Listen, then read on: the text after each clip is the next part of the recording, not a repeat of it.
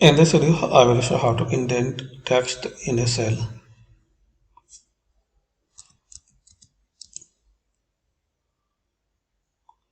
So we have this text. To indent it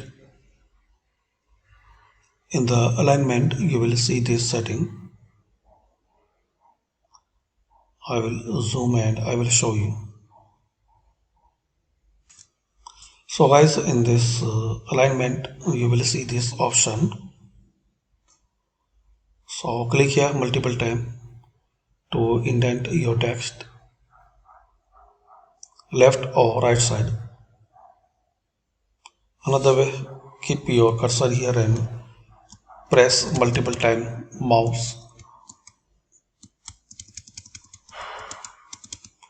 and to remove indent, backspace multiple time. Thanks for watching.